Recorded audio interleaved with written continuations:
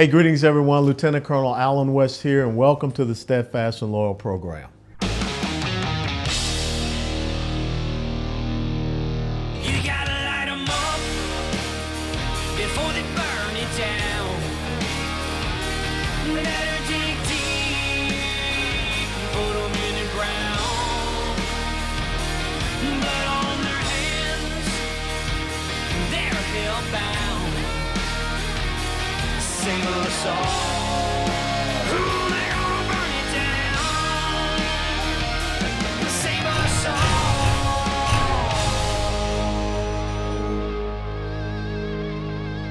before they burn it down.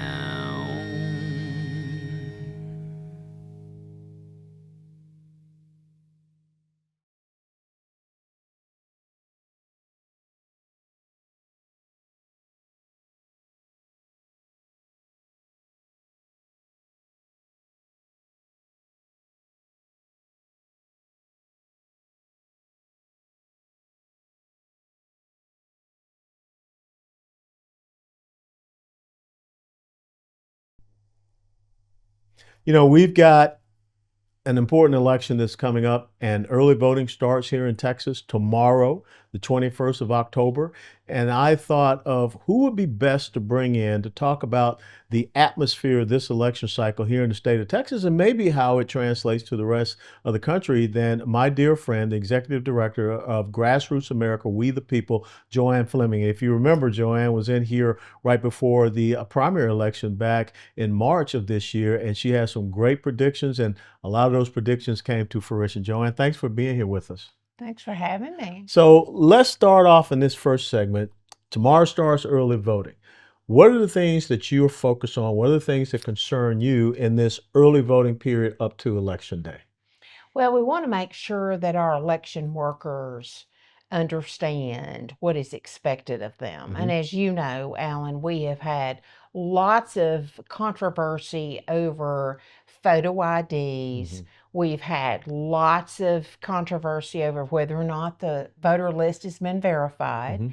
And of course, you've had your election equipment issues. So it's getting in place. It's been getting in place those things that will lessen or diminish the confusion for election workers, because you know and I know that we don't have enough people who want to step up and serve for elections as election workers as it is. And so, you know, we've been focused on getting things, trying to get clarity on many issues, but also making sure people understand what it is we're voting for. Correct. And we are voting for America First values versus America Last values of the left in the Democrat Party.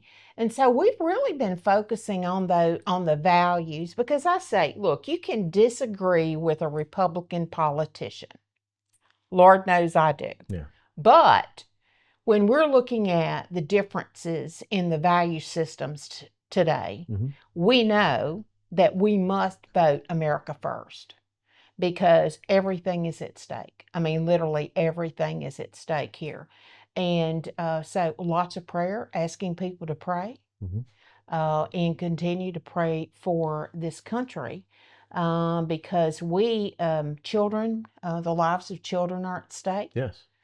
Our way of life is at stake. Our constitutional republic is at stake. You know, let's start off talking about some of those things, because you have someone running top of the ticket, Kamala Harris, who is basically trying to say, you know, I've never been around for the past 3.5, almost 4 years. I'm coming in, I'm brand new. But the interesting question that was posed to her on The View a couple of weeks ago, she said, I have no regrets about what has happened. When you hear that, you know, what does that mean to you as a grassroots activist when someone that has been around says, I have no regrets about what has happened? Articulate some of the things that you say are most disconcerting about these past 3.5 years. Well, she talks about it's time to turn the page. Well, if it's time to turn the page, what are we turning the page on? Because you just said you didn't disagree with anything over the past 3.5 years. So the issues on the border, I don't believe for a moment that Kamala Harris and her running mate want to secure that border. I don't believe that, and I know that you don't. Mm-hmm. So whether you're talking about that or you're talking about that, look, the only way to solve the issues in the economy and to get the economy back on the side of the consumer is to get government extra money. They've got to stop with the printing money, Mm-hmm. and government is in charge of creating inflation. Business owners don't create inflation, consumers don't create inflation. It is the government and Oh, it's those not price policies. gouging? Well, that it's easy to blame somebody else, Yeah. and they do that very, very well. But truly, Alan, it doesn't matter if we're talking about their approach to life, their approach to people of faith, Mm-hmm. their approach to the border, the way they treat our military, the way that they have absolutely decimated our military. And she doesn't disagree with any of that. I'm just telling you, I hope that people have really been paying attention to how well she articulates what she believes, because it's confounding to me, because Kamala, she's on both sides of just about every issue. On Mm-hmm. one moment she says, well, we've got all these great ideas that we're going to do. Okay, well, why didn't you do some of those over the last 3.5 years? Yes. But at the same time, she's not sorry for anything they've done. So. Well, you brought up a great word. You talked about confounding, and that comes back to the other point that you initially talked about. Is there's so many changes, there's so much going on here in the state of Texas. When we have Texas election code, we have law, but yet we keep getting this advisory and that advisory. Talk to me about this latest, up and down all over the place with these limited term identification cards, which if you're a poll worker, poll watcher, election judge, or clerk, or whatever, you kind of got to be confused right now. Well, absolutely. And I've spent the last week very deep in the weeds on this type of thing, because I've been working with some legislators to try to get to the bottom of some of it. Because look, the fact of the matter is this: there's too much confusion in the Secretary of State's office. And I don't enjoy saying that, but there's too much confusion there, because one minute they say this and then they've got a contradictory statement out about it. I will say this, that on the issue of the temporary driver's licenses, temporary IDs, it appears to me that most people think those are only for non-citizens. Mm-hmm. And that's just not true. Because if you look at the DPS website, where they talk about the forms of ID and they talk about who can qualify for a Texas driver's license, it includes green card holders, asylees, and federally recognized refugees. So my question has been, and hopefully we will know this by the time early voting starts tomorrow, is that there's a difference in the driver's license, so that physically you can look at it and go, well, you know what? I'm going to need to have your naturalization Mm-hmm. papers before I let you vote with this as your photo ID. Mm-hmm. And today, as we're taping this, I can tell you that there's plenty of questions. And this didn't have to be. This is the main point I want to get across. It is important for our legislators, when you know that there's a problem with our election system, and it is, elections must come first. We must have confidence in our elections in Texas. And so to keep blowing past legislative sessions and not get these bills passed is unconscionable, it's unacceptable. And I will tell you, in the 89th session, we better get some of this done, because we can blame Democrats all we want to, Mm-hmm. Alan. But I'm going to tell you, the majority of election integrity bills that have been killed in the Texas legislature Mm-hmm. have been killed by Republican committee chairs. And it's interesting you bring that up, because when you go back 4 years ago and you look at what happened in Georgia, you look at what happened in Pennsylvania, Michigan, Wisconsin, Arizona, every single one of those states had Republican state legislatures. but yet somehow bureaucrats, judges, and in some cases governors changed election law.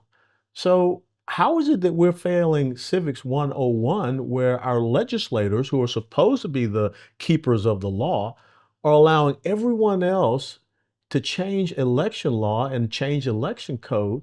And again, it lends to this confusion. Well, it does. And look, the Secretary of State's office in the state of Texas for years, I will say going back more than 15 years, has routinely waived the election code, sections of the election code.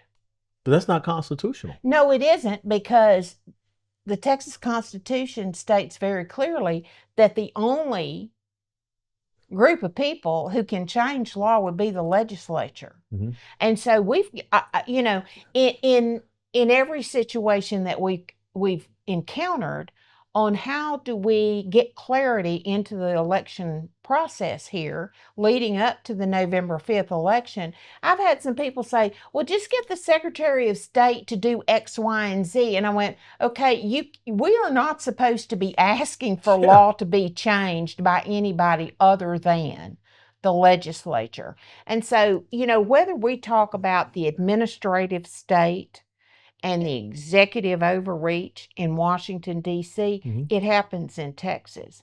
Because I will tell you that I believe in many areas, whether you're talking about transportation, you're talking about energy, you're talking about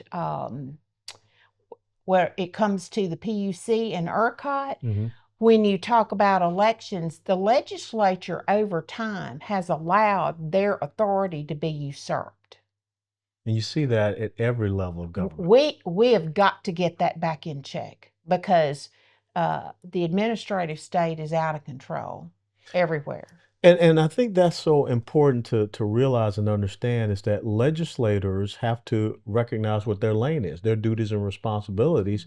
You know, I'll never forget when Barack Obama stood up there at a State of the Union address and said that, you know, I got a pen and I got a phone. I'm going to do whatever I want to do.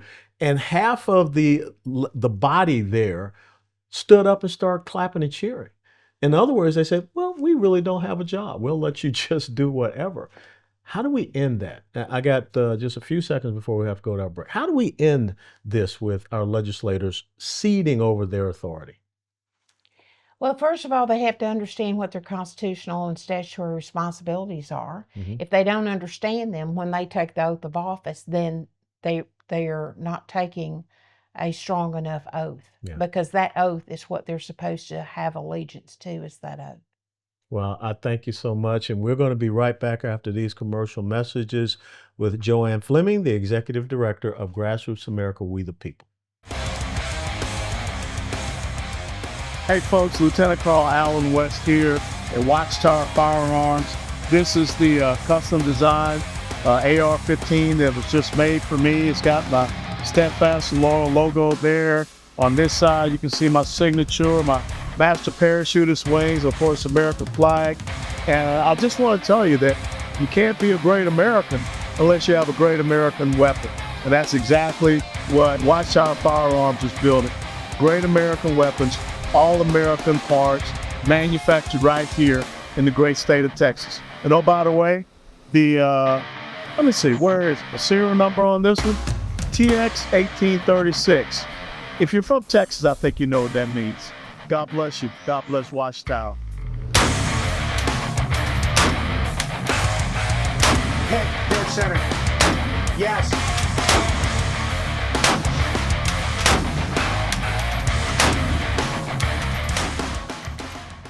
Hey, greetings, folks. Lieutenant Colonel Alan West. Welcome back to the Steadfast and Laurel program. We're speaking with JoAnn Fleming, who's the Executive Director of the largest grassroots organization here in the state of Texas, maybe in the United States of America almost, Grassroots America, We the People. JoAnn, one of the things that you've been on and we've been discussing, and of course it falls into this whole thing about bureaucrats and the legislative body, the voter registration roll review. I mean, we have got an instance right now where the Attorney General sent a letter to the Secretary of State, who was supposed to get the Biden administration to do what they're supposed to do, but now it seems like we're just chasing our tail. Well, that's true. And I want to give a shout out to Stephen Miller with America First Legal, because Stephen sent out a letter to all 50 secretaries of state back in June. So our Texas Secretary of State got a letter telling her exactly how to go about getting that assistance from the federal government to verify our voter list in terms of non-citizens and being able to remove those, because that's federal law. Yes. So availing yourself of federal law to clean up your list is a reasonable thing to do. She apparently ignored the letter, but because her letter's posted on America First Legal's website. So we looked at that, and finally we started talking to some of the state senators. And I want to say this right now. Chairman Hughes of Senate State Affairs Committee, Senator Tan Parker, Senator Bob Hall, in conjunction with Attorney General Ken Paxton, have been very responsive and have listened and are working on all of these issues. And I want to give them credit for helping, because sometimes legislators are not very helpful, but they have been extremely helpful. So we said to them, can we start having a conversation about this, because we're getting closer and closer and closer to Election Day. So I said, I'm going to send you this information. It makes sense to me. It had the United States Code citations in it, all of it in a nice package. So anyway, so General Paxton, urged her to do the job. Well, in his own words, he said her letter was insufficient and she didn't even provide the federal government with the list that she was asking to have reviewed and verified. So now he stepped in on October the 7th. See, she sent a letter on September the 18th. We rock along to about October the 2nd, and General Paxton checks on it. He finds the letter deficient, finds no follow-up. So I believe it was on October 7th, he sends a letter to the federal government himself asking for it, after he's required Secretary of State Nelson to send him the list that needs to be verified. I mean, come on. That's 14 days before early voting. What are we all waiting for here? And I will tell you that talking to people at the local level, there's some idea in Austin that election administrators are verifying citizenship at the local level. Alan, that is not happening. I know that. That is absolutely not happening. And when I open up an advisory from the Secretary of State's office, and she and her staff are speaking as if, people in 254 different counties across Texas are verifying citizenship. We need to dispense with the fairy tales here, folks. I mean, elections are the most important thing. If government gets anything right, it should get two things right: support for veterans and elections. Those two things. And we can't seem to everybody get on the same page with definitions. It's the most confounding thing I have ever. And we've tried to get the voter list verified in Texas.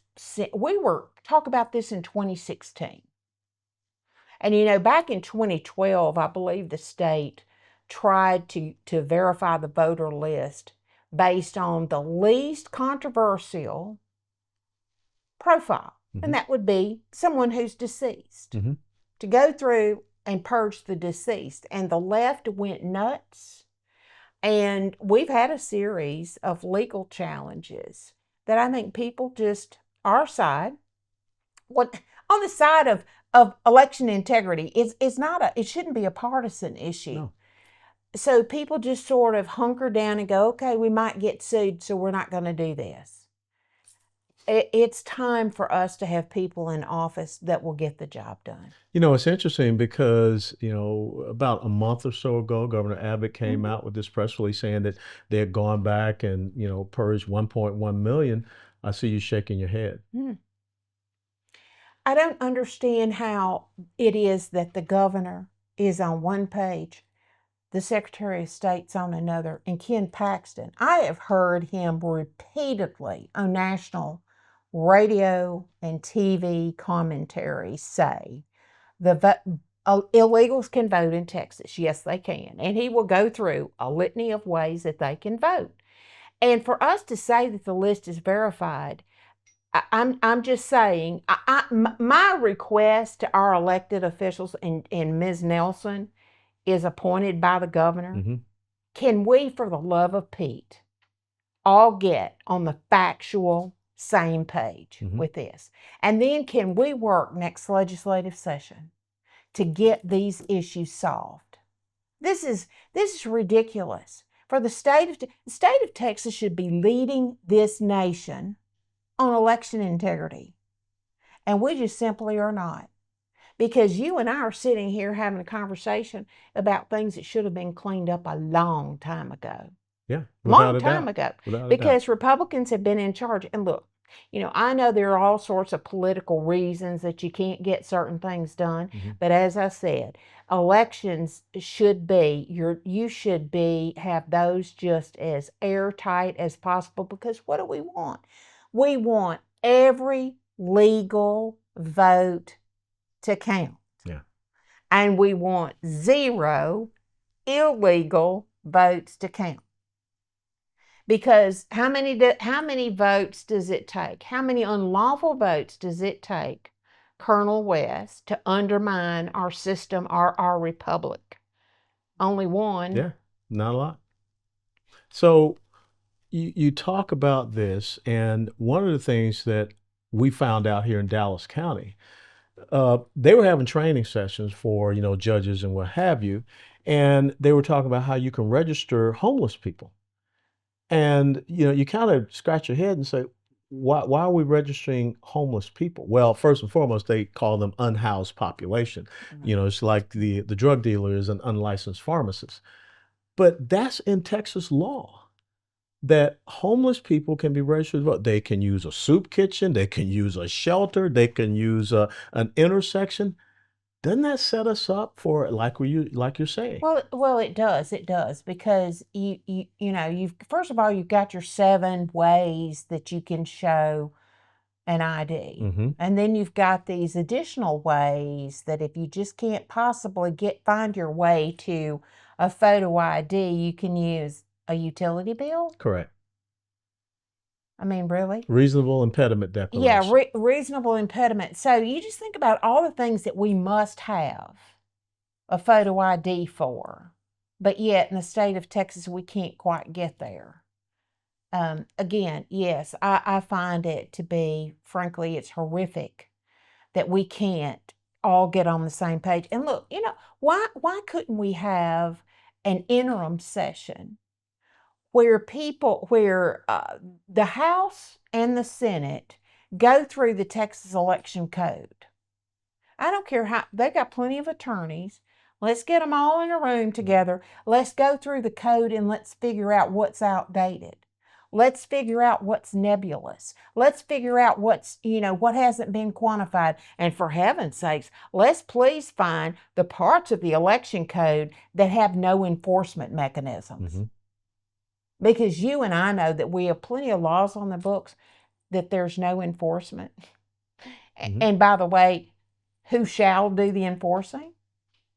So as we've had new legislative people elected coming into office, I said, look, here's the thing. The 2 things you got to have a strong bill that has enforcement, and you got penalties. Mm-hmm. Because if you don't have the downside, the consequences for breaking the law, everybody's just going to treat it like, well, this is just a menu that I can pick and choose from when I feel like it, rather than the law.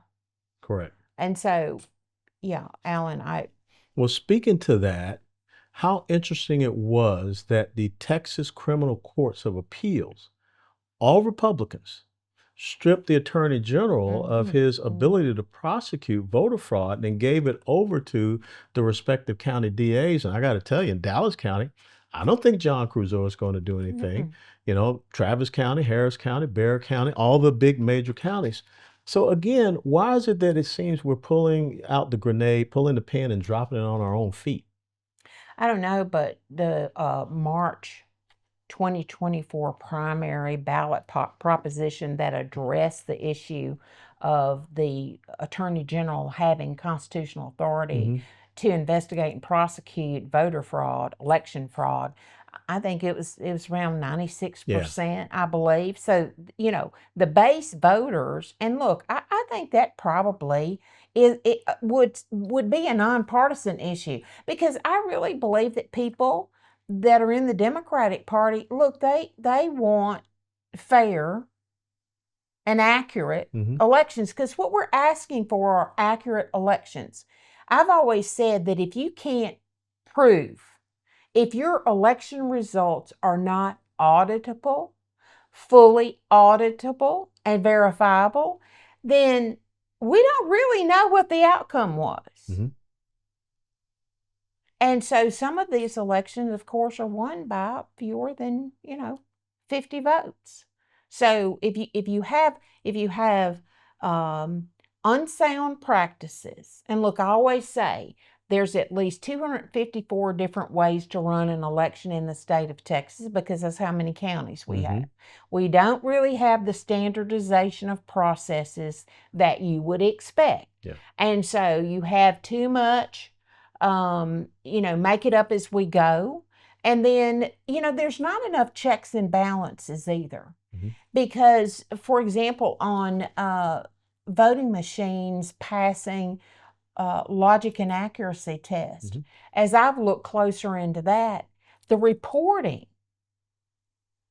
is a problem. We can't have reporting of that on the honor system. There has to be other independent eyeballs looking at that to make sure, because every part of it, every step of the way, must have checks and balances to make sure that the people at the county level are doing what they're supposed to do. Now, I think most of them will do what they're supposed to do if they know for sure what is required of them, and what is the penalty? Consequences. What are the consequences for defying the law? Now, that's what we've got to get in there. And I'm sorry, there are too many legislators that say, well, we don't want to punish the... Okay, if you don't have consequences for doing a dirty, rotten job and making it up as you go, guess what? You're probably going to get less than stellar results. You're absolutely right. Hey, folks, we'll be right back with our conversation with Ms. Fleming, Grassroots America, We the People, Executive Director. Hey, folks, welcome back. Lieutenant Colonel Alan West here, Steadfast and Lower Program. We're speaking with JoAnn Fleming, the Executive Director of Grassroots America, We the People. So many things that we have to be concerned about in the machinations and the processes and procedures. But one of the things that's very troubling, and George Barna of the Arizona Christian University just came out with this research. JoAnn, 31 million Christians? That number is up from 25 million that don't want to come out and vote. I mean, to me, this is a huge part. You hear, get out to vote, get out to vote, get out to vote. What is holding Christians back from going out and voting their values? I don't know. The hard side of me says maybe that's the same thing that's keeping them from reading their scripture. Because, Alan, as Christians, we're supposed to be stewards. We're supposed to be good stewards, because everything we have belongs to the Lord. Correct. And we're supposed to use it in that capacity. And so if people, and people like to say, well, it's just the difference between two evils. Well, today we're at the point where if you don't go vote, you are allowing in a greater evil. And I believe that with all of my heart, because the things that we see coming against children today, the sexualization of children, the grooming, my goodness, in the state of Texas, we have adults who think it's perfectly fine to have these sexualized drag queen events in front of children, to have all of this explicit literature in school libraries and in public libraries. So there's never been at a time where there has been such open evil if you look at things that used to be regarded as good Mhm. are now regarded as evil, and evil good. Isaiah 5:20. Those of us who know Scripture Mhm. understand what we're watching unfold here. Well, if there was ever a time for God's people to stand up for righteousness, it would be today. But I would tell you what, Alan, I always pray for God's mercy on our country. Yeah. I don't pray for justice for us because, my goodness, if we got the justice we deserve, we'd be in an awful lot of pain more than we are now. but Christians, you know, they've been lulled into this sense of, well, you know, I don't have to worry about it because God's got it all figured out. Well, of course he does. Mhm. Yes, he does. But you know, we're to be held accountable for what we've done with what he has given us and our gifts and our talents. And how much have we raised the banner of Christ? How much have we lived in a way that makes people thirsty for what we know and what we have? And if we destroy the freedom that we have here to evangelize and to speak freely about our faith, then we will have ceded to the enemy opportunities for so many people to embrace the life, the eternal life that we have, Alan. And it is, you know, sometimes I think people keep their heads in the sand because it's just more comfortable that way. But for people to be told in churches, you don't need to be worried, that we're supposed to be out of the world. We're not supposed to be involved in those worldly things. Well, the world's coming after you. It's coming after your children, your grandchildren. And so I tell people all the time, if you don't at least go out and try to be an informed voter, because I'll look at voter lists. Sure. Because people get on my doorstep and ask me to do things, to fix things for them. You know, they've got a problem that government has created for them. And I will tell you this, Colonel West, if I look at a list and that person is asking me for help, didn't even vote, they're to the back of the line so far past the horizon I can't see it from here. Because they have cheapened the very things that our veterans, our founders, fought and died for. And I can't tolerate that kind of neglect, and I won't anymore. You know, it's interesting because you talk about scripture in Romans 12:2, it says that we as Christians are not supposed to conform to the world. We're supposed to transform it by the renewing of our minds. And so it's just amazing to me that we give this thing a Heisman and we try to disengage from culture. Well, then the culture becomes the voice and it squashes us out. And I think that that's one of the reasons, JoAnn, why all of a sudden Christian nationalism, you know, this is, again, the left is so good with creating these words and terms and disparaging monikers. They're trying to keep Christians from getting engaged. They're trying to demonize you, and shame on us for buying into that. Well, sure, and I say this pretty often to people who work with me closely. We, as Christians, we're to have no idols in our lives. So we are not to put our trust and our faith in any politician to solve what ails this country.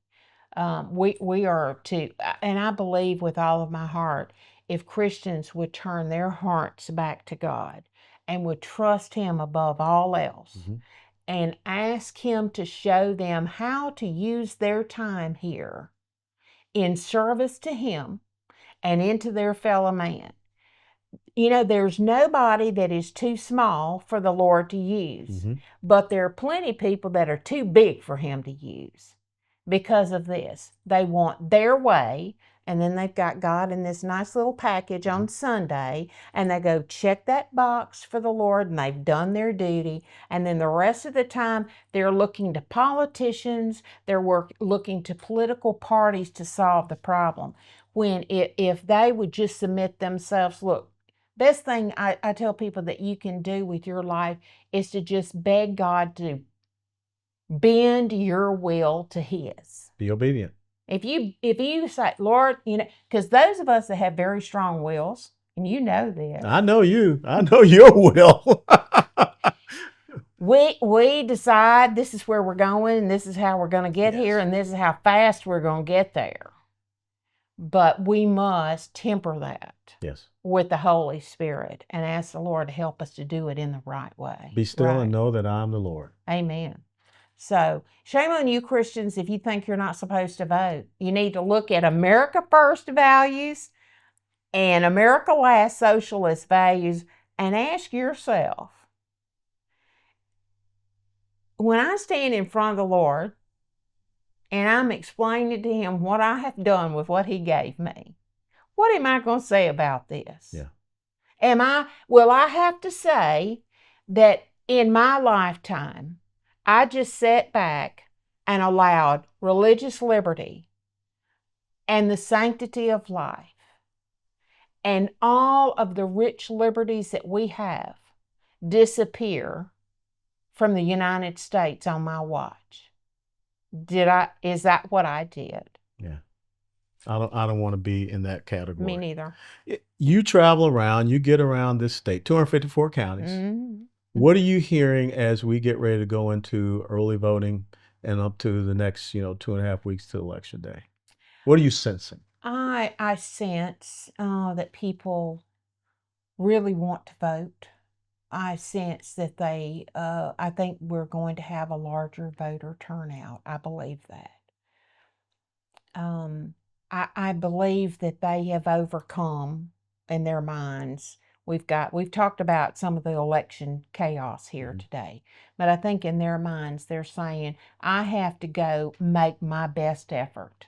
And look, we're telling people, if you go vote by yourself, you're not doing your duty. You need to take 10 people to vote with you who are legally eligible to vote, and then you need to go buy them lunch. And if you think that's too expensive, you just think about the veterans in your community that they and their families gave up so much for you, and so it's not too high of a cost. But we're telling people, and look, my good friend Brett Rogers, who is our data genius, has this Get Out the Vote tool that he's been teaching people how to use, and it's person-to-person contact and just making sure people know, look, I'm just going to bug the daylights out of you until you go vote, and watching as the votes as people vote, and then that list gets smaller and smaller, and you just keep on getting people to go vote. I'm hoping that we're going to have people that understand the difference between the values, because it's never been more clear. I say it like this: there's a road that leads to life and prosperity for our children and grandchildren. And it is a life where the sun is shining brightly and we still have a city on a hill. And then the other path is it's to destruction, it's to degradation. It is the downbeating of the human spirit. That's how I see it. And so we don't want to leave this place in worse condition than we found it for our future generations. Look, we've already saddled them with plenty of debt. Okay. We need to make sure that they have at least a climate in which they can climb out of it. You're absolutely right. So, as we wrap up this segment, what gives you the most encouragement as we go into this election cycle? It's probably not going to be something that most people would expect me to say. My encouragement always comes from the Lord. Yeah. Because he knows what he's doing. And so I'm praying about this election, and I'm asking him to have mercy on us. And so that's where I get my encouragement, because I will tell you this: no matter what happens in the election, no matter what happens, still gonna fight. Still gonna fight. Because this country and the state of Texas is worth fighting for. Absolutely. Well, it's worth fighting for. So we'll just do that. Hey, folks, we'll be right back with our final segment with JoAnn Fleming, Executive Director, Grassroots America, We the People. Hey, folks, welcome back to our final segment of this episode of the Steadfast and Loyal program. We're here speaking with JoAnn Fleming, the Executive Director of Grassroots America, We the People. We've talked about, up to the early voting, through that to Election Day. Now let's talk about post the election. And one of the things that we know we have come, the Republicans will keep the House. There's no doubt Oh, about it. yes. But there is an issue with leadership in the Texas State House. And of course, it starts with this vote for Speaker. And let me start with this question. We saw that there was a runoff election, a GOP runoff election between David Covey and Dade Phelan, who is the current Speaker of the House. Mr. Phelan went over and got, I don't know, a little over 1,000 Democrat votes and barely won that election by 400. Do you think it's time for us to go to closed primaries here in the state of Texas? Oh, absolutely. Absolutely, I do. We need to have closed primaries. We certainly do. And so here's where I am on the speaker's race, because the speaker's race is a simple math. And the Constitution says that the House shall elect a speaker. So it's not that the majority party gets to pick the speaker. The Correct. whole House has to vote for it. So, we'll probably pick up, I'm thinking maybe one or two House seats, maybe one or two this time. But we'll certainly have a majority, but we will have a large enough Democrat representation in the House that they, plus a handful of lame duck, about to retire, just don't care kind of people, will join with them to put Dade Phelan back as Speaker. So what I've been saying is this. Is Dade Phelan a dishonorable Speaker? Well, of course he is, by his own actions. But what I'm asking the House to do, and particularly these that have signed this contract with Texas, it's great that you're saying you're not going to support Democrat committee chairs. Okay, I expect you to do that. Yeah. Because Republicans not wanting Democrats to chair important committees in the House, that should be a given. We should have never had to just have an uprising over that. They should have understood that. So I'm telling them, you don't get any extra points for that. I expect that of you. Here's what I expect you to do. I want you, because they say, tell us what it is that the grassroots want. The grassroots wants the Republican caucus in the House to figure out how we get Republican priority legislation to the floor of the House for an up or down vote, even if you have a speaker that you don't like or you don't respect. And so that means, what are you going to do about Republican committee chairs that kill Republican legislation? Because, Alan, I have the receipts. I have 5 pages from last session of priority bills that were killed by Republican committee chairs. It's just a fact. Whether you're talking about the border bill, you're talking about bills that would have reined in social services, the cost of social services for illegals, whether you're talking about the life issue, abortion, gun rights, election integrity, all of those things. We are suffering because we can't get the legislative priority bills out of committee for an up or down vote on the floor of the House. And if you look at the left-right rankings of the House, the Rice University, for example, if you look at that over time, you will see that the House keeps moving left. Do I believe that Republicans in the House are more liberal today? No, I don't. It's moving left because the good conservative bills never get to the floor for up or down vote. That's what's moving us left, is this speaker structure along with the committee chairs. So rules are very important. So I'm telling all these ladies and gentlemen who've been elected, figure out how to win, figure out the rules so that you can overcome a rogue speaker and Republican committee chairs. So y'all go figure it out, because you said you want to get this done for the people. Yep. So figure out how you win. And so that happens the first week of December, Mhm. if I'm correct. And then, of course, we got the holiday season. And then they come back for legislative session, the 89th legislative session. Mhm. How important is it for these new legislators that are going in this Texas State House, Republicans especially, to gain the confidence of the people and to get these legislative priorities passed? Because, you know, if you're out in California, if you're in the minority in California like the Republicans are, the other side's just going to steamroll you. What is the reticence? What is the recalcitrance of standing up and getting that legislation passed? I mean, are they not concerned about what happens to them post a legislative session? I think they should be, because we saw this primary season. A lot of people, a lot of the incumbents decided they were going to go ahead and retire. And if they weren't retired, the people retired them. So I believe they should care about that quite a bit. But you know what I would hope is that they would want to do the right thing for the state of Texas. I mean, the state of Texas, as I've said over and over again, needs to be leading this nation in liberty. And what does that mean?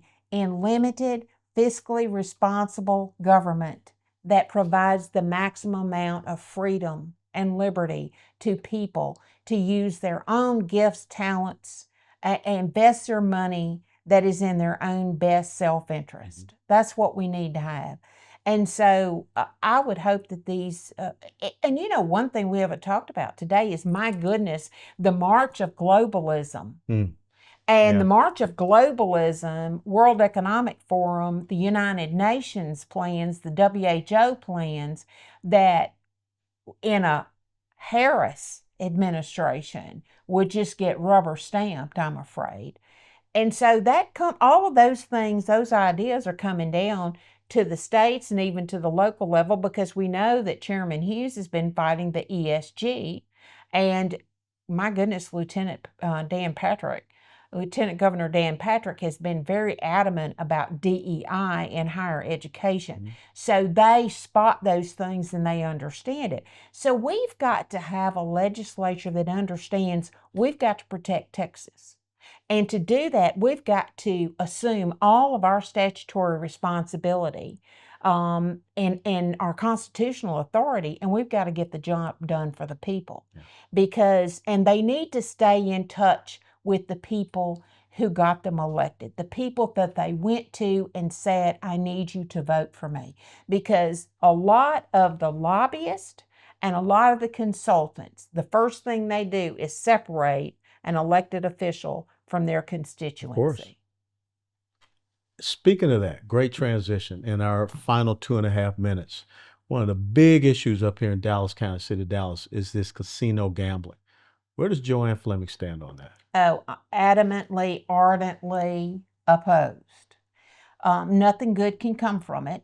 And I don't want to hear anybody talk about, well, we need the revenue. No, we don't. We've got a spending problem in Texas. We don't have a revenue problem. And you know, really and truly, if you're looking at it from a constitutionally conservative perspective, whether it's good times or bad times, you don't want to waste your constituents' money, right? Correct. So, you know, we are never going to get a handle on property tax reform until we get state government shoved back inside a Constitution-sized box. Now, that's not an easy thing to do, but we need to get started on it. So I will tell you, the gambling issue cannot be solved on we need the money. But I tell you, I've already seen the trial balloons where there's news stories out there. We've got a great new property tax reform plan that's based on gambling. That is just a lie. Does anybody remember the Texas lottery? Yes. So I tell you where I saw I think Dade Phelan hiring Mike Toomey and Rick Perry, that's the red flag to me that they're going full tilt casino gambling. They're going to try to strong arm and entice people into it. Plus, there's plenty of gambling money. The gambling casinos are, PACs are giving plenty of money to people. Hundreds of millions. Yeah. It's incredible. And the thing is, you touched on a lot of the economic aspects, but the moral aspect. Oh, absolutely. When you think about the sex trafficking here in Dallas, when you think about, now we got Trinidad running around and they focus on what? Sex trafficking of young girls and women. That's just going to explode. Absolutely. So I've already asked some of the big law enforcement organizations, if they will come out and oppose it. Because I said, look, frankly, if you don't join with the grassroots in opposing this, this is just going to make your job harder, right? Yeah. Because we already have too much transnational crime organizations working in the state of Texas, well, all across Texas, and we just don't need this. And it preys on the poorest among us. That's correct. JoAnn Fleming, thank you for being here with us. How can people follow you and keep up with all the great work you're doing? Well, our website is gawtp.com. And if you look for grassrootspriorities.com, you will find a wonderful tool that'll help you understand what's happening in your legislature when it kicks off in January. Miss Steadfast and Loyal. Thank you. That's what you are. Thank you, Alan. And thank you so much for what you do, because as a veteran, you let me know that my sacrifice shall never be in vain. I pray so. Thank you. God bless you all, and thank you for joining us on this episode of the Steadfast and Loyal program. Before they burn it down.